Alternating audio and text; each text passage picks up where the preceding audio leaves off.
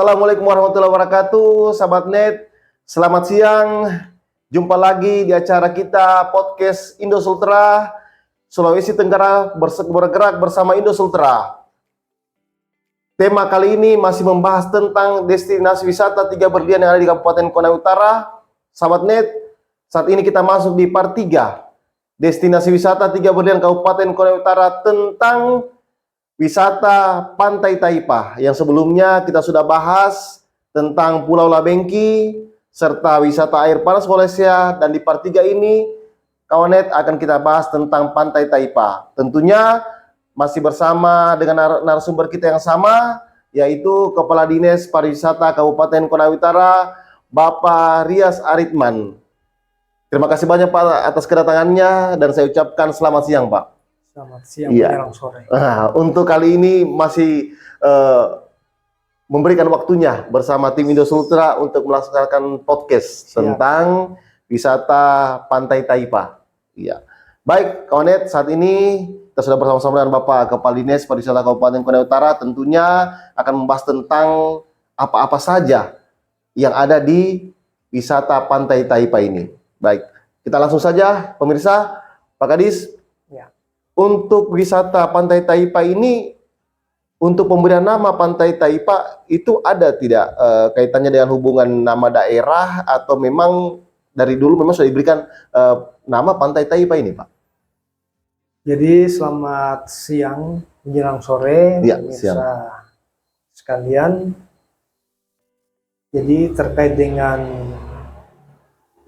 Pantai Taipa, sebelumnya beberapa hari yang lalu kita sudah berbicara jauh terkait dengan Labengki, terkait dengan Kolesya, dan hari ini, di sore hari ini, kita membahas terkait salah satu segitiga berlian atau destinasi pariwisata unggulan Kabupaten Konawe Utara, yaitu Pantai Taipa. Pantai Taipa.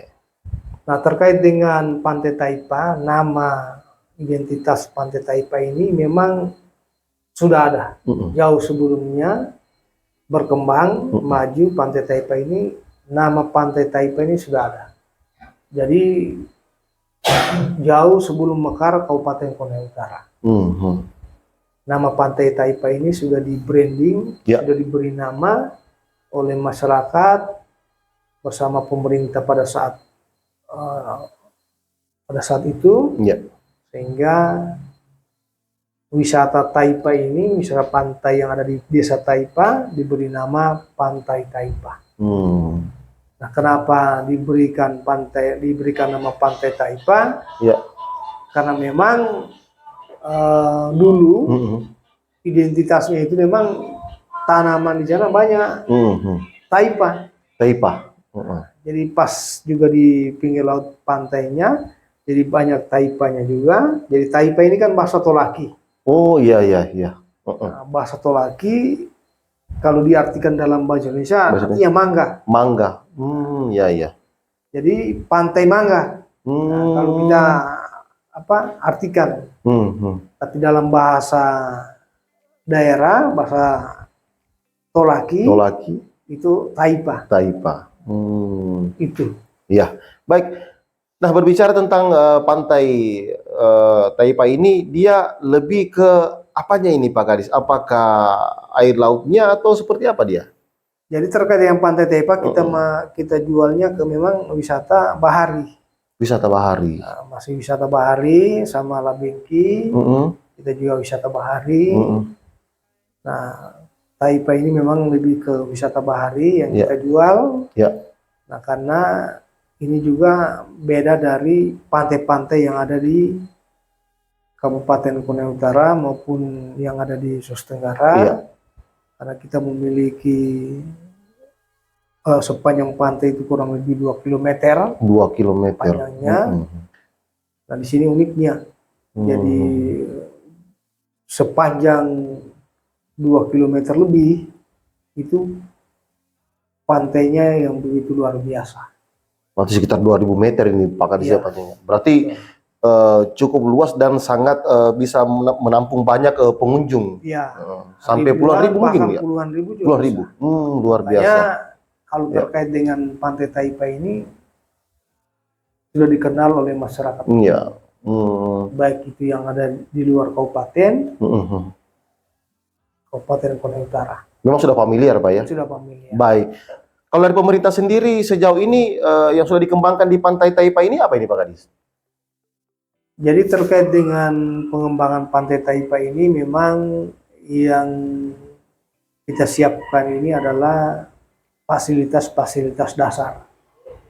Nah, fasilitas-fasilitas dasar ini seperti apa yang kita sempat diskusikan beberapa hari yang lalu. Iya. Kita siapkan toiletnya, masuk kasebo-kasebonya. Kasebo ya. Karena ini merupakan fasilitas dasar yang wajib ada di suatu objek wisata. Baik, selain air laut itu, apakah ada lagi spot-spot wisata di Pantai Taipa ini yang bisa dinikmati masyarakat, Pak Kadis? Nah, terkait dengan atraksi yang kita miliki di Pantai Taipa, memang kita lebih mengandalkan pantainya, termasuk aktivitas berenangnya. Iya. Nah, juga memang sebenarnya kita memiliki goa. Ada goanya. Di Tanjung Taipanya itu. Iya. Nah, goa ini memang, tapi ini hanya orang-orang yang berpengalaman atau yang punya keberanian untuk masuk ke dalam goa tersebut. Memang agak bisnis ya Pak? Ya, kalau berdasarkan cerita histori dari masyarakat setempat, memang dulu dikenal ada namanya penjaga pantai. Tujuh penjaga pantai. Ini kalau kita berbicara histori terkait dengan Pantai Taipa. Cerita-cerita orang dulu ini Pak ya? Cerita-cerita orang dulu. Memang di Tanjungnya itu ada goa di dalamnya. Bahkan sudah memang ada beberapa wisatawan yang melakukan penelitian, bahkan dari universitas juga sudah pernah ada yang melakukan penelitian terkait dengan goa yang ada di dalam di Tanjung Taipanya. Dan di samping juga itu kita ada atraksi, tetapi ini yang kita coba jual juga, itu ada makam. Ada makam. Yang saya ditokohkan. Tokohkan di Kabupaten Kota Utara. Konon merupakan salah satu tokoh yang pertama melakukan haji. Melakukan penyebaran agama. Oh, salah satu tokoh agama. Haji Laksamana. Itu ada di Taipa. Memang orang yang dituakan di situ Pak ya? Iya. Beliau ini salah satu tokoh masyarakat Kabupaten Kota Utara. Luar biasa. Nah, selain itu ada tidak lagi Pak yang dikembangkan atau yang bisa dinikmati masyarakat? Untuk saat itu yang ada hanya itu yang saya sampaikan. Adapun ada atraksi-atraksi lain, itu semua buatan untuk melengkapi aktivitas pengunjung para wisatawan. Baik. Nah, bagaimana untuk menjaga, ini kan luas ini Pak Kadis, sekitar 2000 meter panjangnya. Nah, tentunya kan wisatawan ini keluar masuk. Nah, untuk menjaga kebersihan pantai ini bagaimana ini Pak dari pemerintah sendiri? Nah, kalau terkait dengan kebersihan, memang ini yang perlu selalu dijaga. Dan sekaligus merupakan suatu tantangan bagi destinasi dimanapun itu. Kebersihan memang ini salah satu hal yang paling utama yang senantiasa harus dijaga. Karena ini terkait dengan kenyamanan, kebersihan suatu destinasi. Dan ini pengunjung supaya bagaimana bisa jadi nyaman.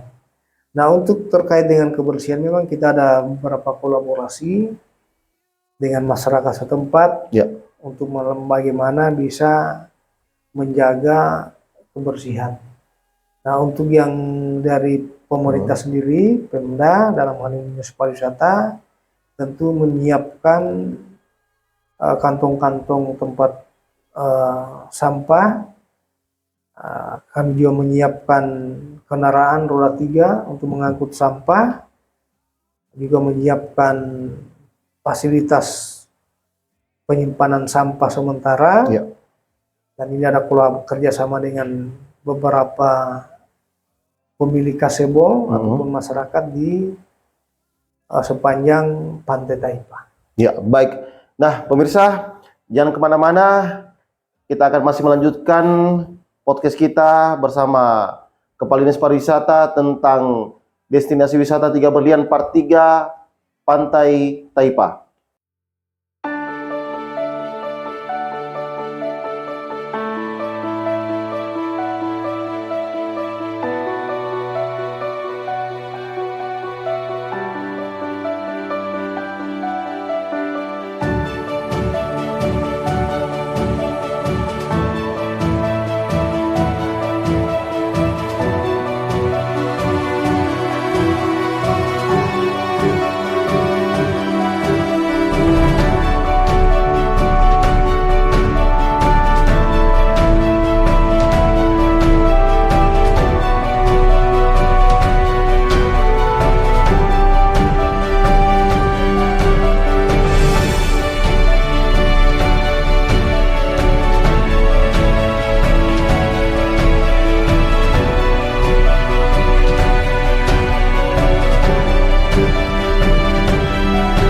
Sahabat Net, kembali lagi kita di acara podcast bersama tim Indosultra tentang destinasi wisata 3 Berlian Kabupaten Konawe Utara Part 3 Pantai Taipa. Nah, Pak Gadis, tadi kita sudah bahas di segmen pertama tentang kebersihannya sendiri. Nah, untuk pemerintah sendiri, Pak, apakah sama dengan wisata air panas Polesea yang menganggarkan tiap tahun untuk biaya pengembangan dan pemeliharaan untuk wisata Pantai Taipa ini, Pak?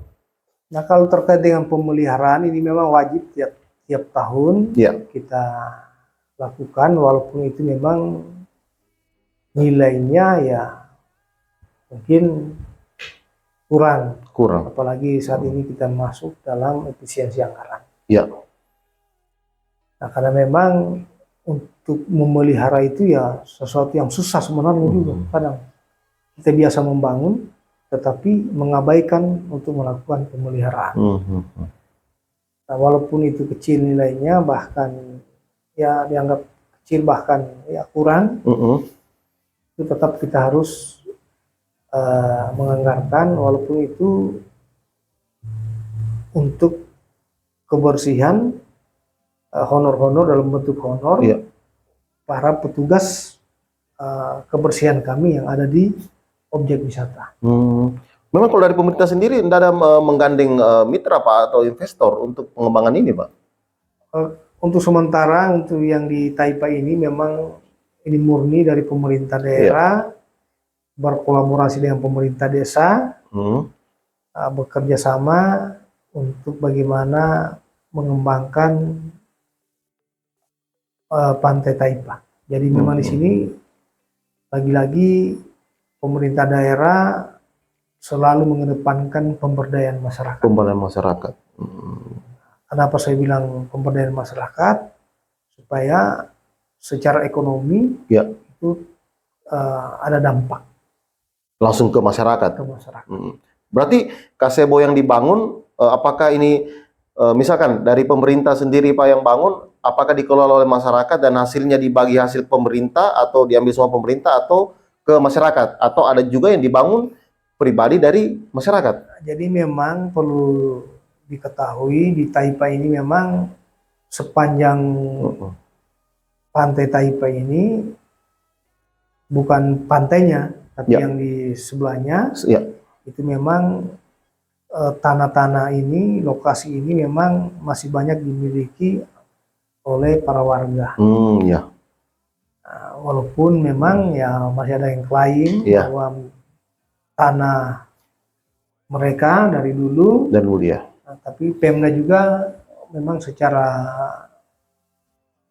resmi sudah ada memiliki tanah, walaupun itu ukurannya masih kecil. Jadi memang gazebo yang dibangun di Pantai Taipa ini memang ada dari pemerintah daerah, juga ada dari masyarakat. Jadi memang ada yang berbayar. Nah, memang dulu waktu tahun 2000 era sebelum saya itu ada pembangunan beberapa kasebo Ya. yang diserahkan, yang dicoba dikelola oleh masyarakat, karena konsep kita ini kan pemberdayaan masyarakat. Kalau yang mau menikmati fasilitas kasebonya ini, budget berapa untuk bisa menikmati, Pak? Nah, terkait dengan budgetnya ini memang kita sudah atur Ya. bersama dengan pemilik kasebo, dalam hal ini masyarakat.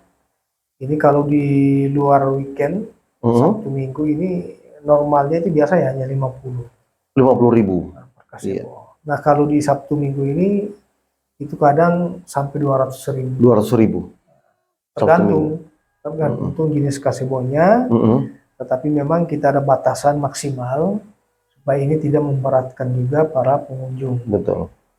Ini hitungannya per hari, Pak ya? Iya, per hari. Per hari. Bukan per jam, tapi per hari. Baik. Selama pengunjung itu berada di Taipa dari pagi sampai malam, baik, itu boleh di angka start dari 50 itu sampai 200.000. Baik. Nah, apakah sama Pak dengan wisata-wisata yang lain bagi wisatawan, masyarakat, pengunjung yang ingin ke pantai Taipa dan bermalam itu memang sudah ada disiapkan juga tempat Pak ya untuk bermalam?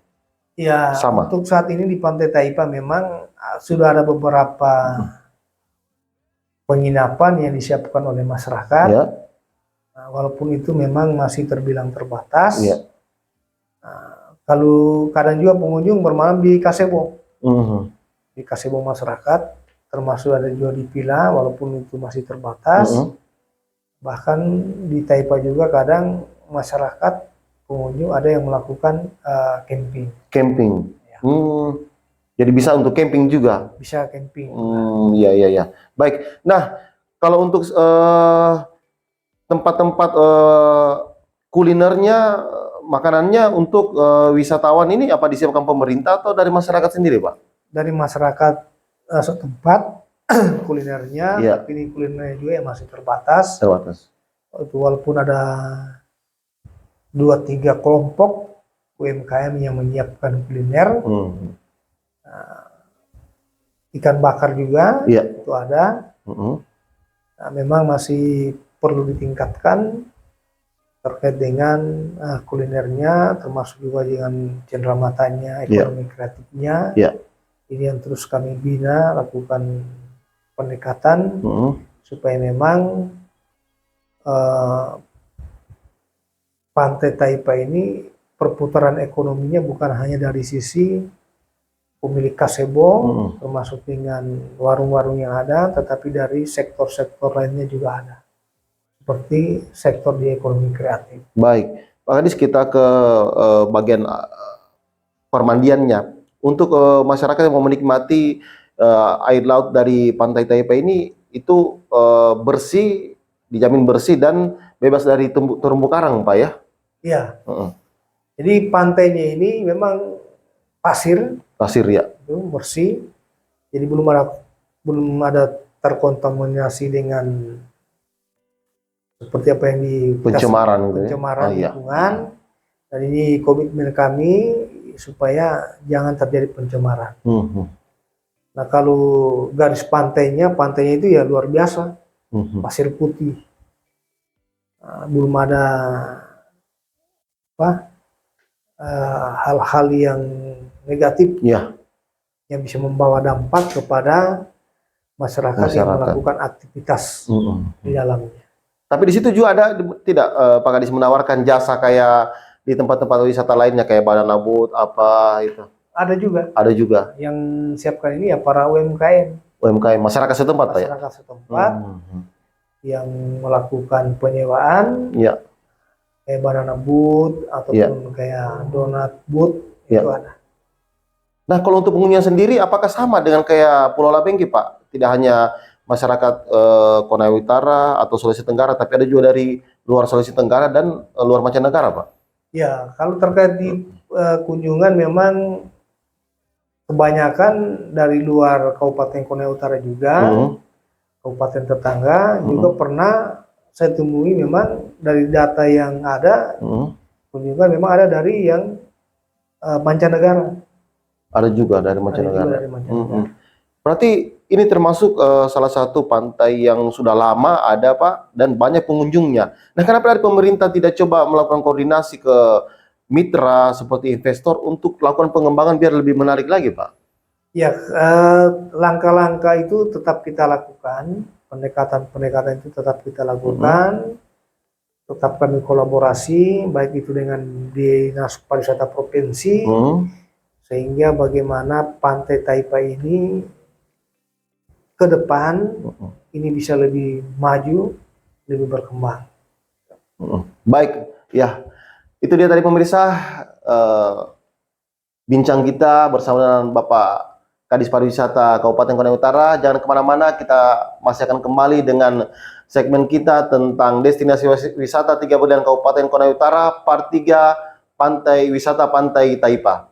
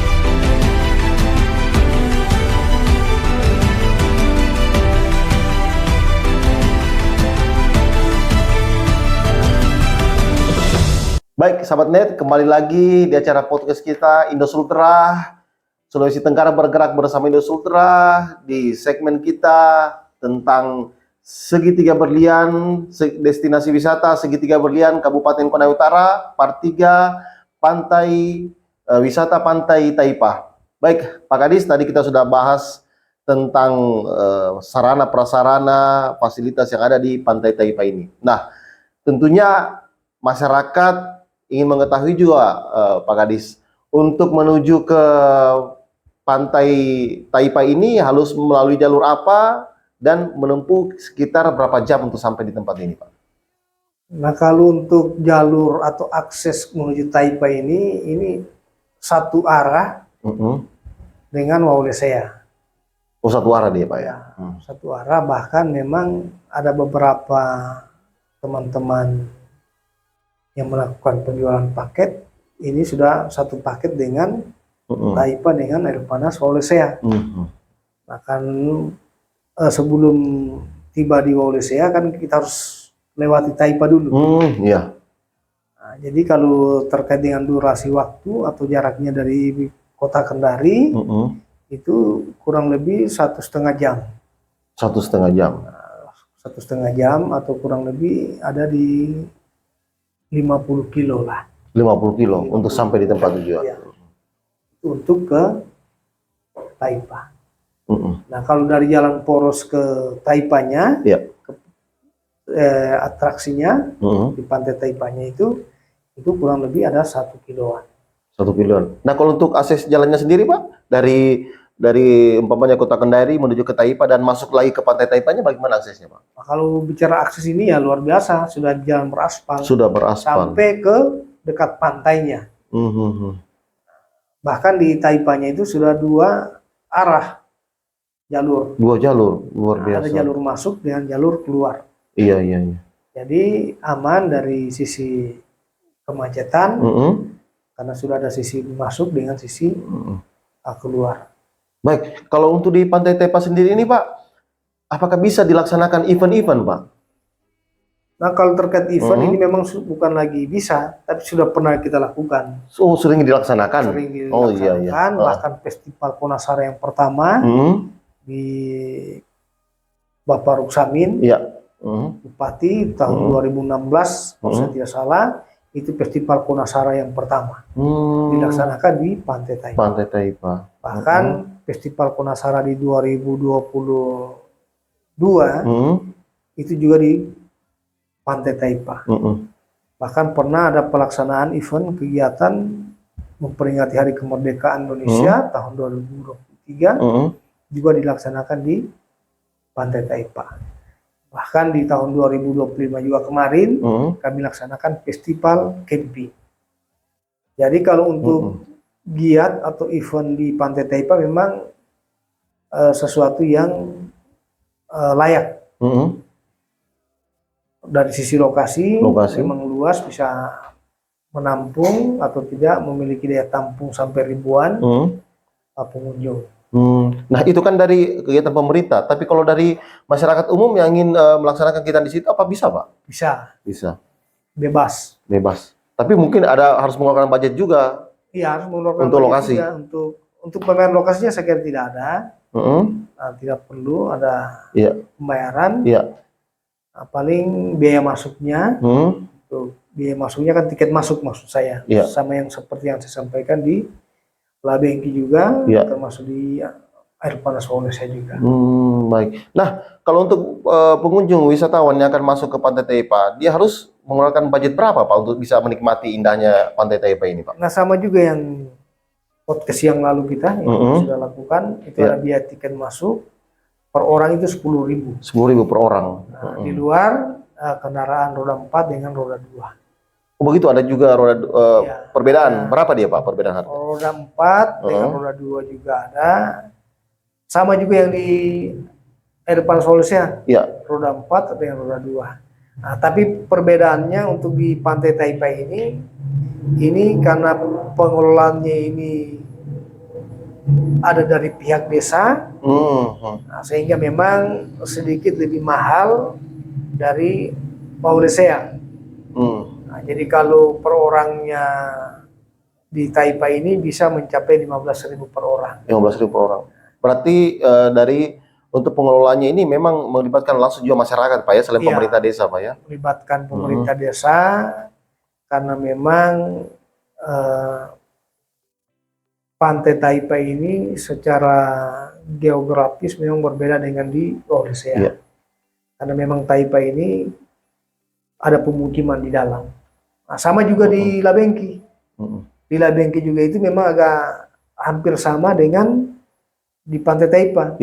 Karena di situ kita melibatkan pemerintah desa setempat untuk melakukan pengelolaan bersama. Kalau Pantai Taipa sendiri, Pak, letaknya berada di wilayah apa dia? Desa apa? Desa Taipa, Kecamatan Lembo. Oh, desa Taipa, Kecamatan Lembo. Baik. Nah, Pak Kadis, untuk kedepannya dari Dinas Pariwisata ada tidak yang sudah dipikirkan untuk merancang bagaimana supaya pantai wisata Taipa ini lebih menarik lagi, lebih wow lagi dari wisata yang ada yang lainnya, Pak? Jadi memang ke depan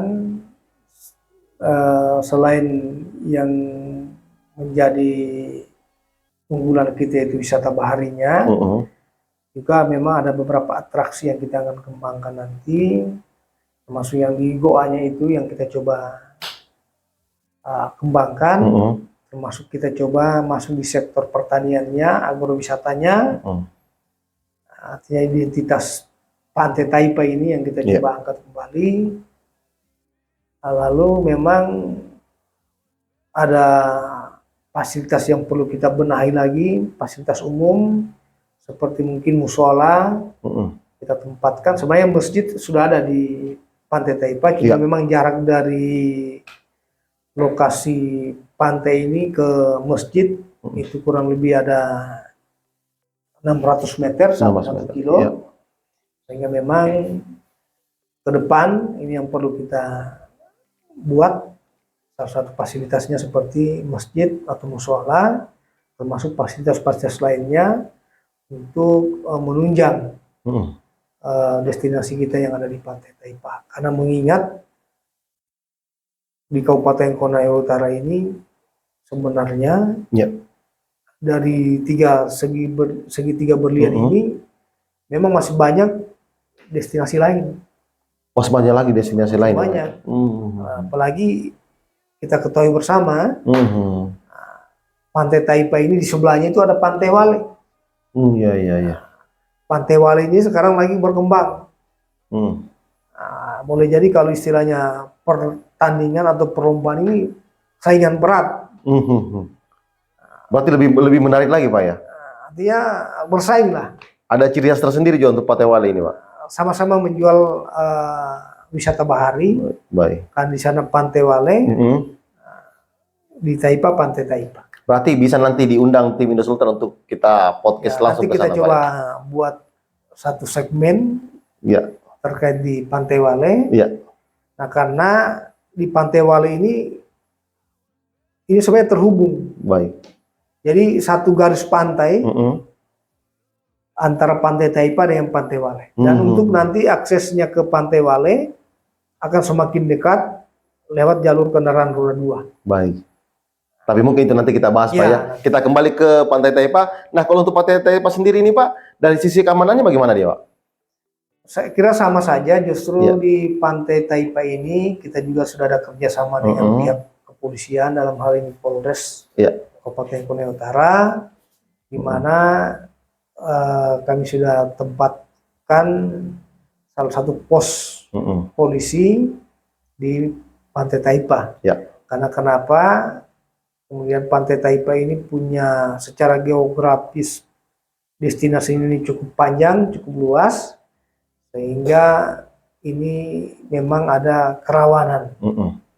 Ada kerawanan dari pengunjung, sehingga untuk lebih menjamin keamanan dan kenyamanan para wisatawan kita lakukan kolaborasi dengan pihak kepolisian.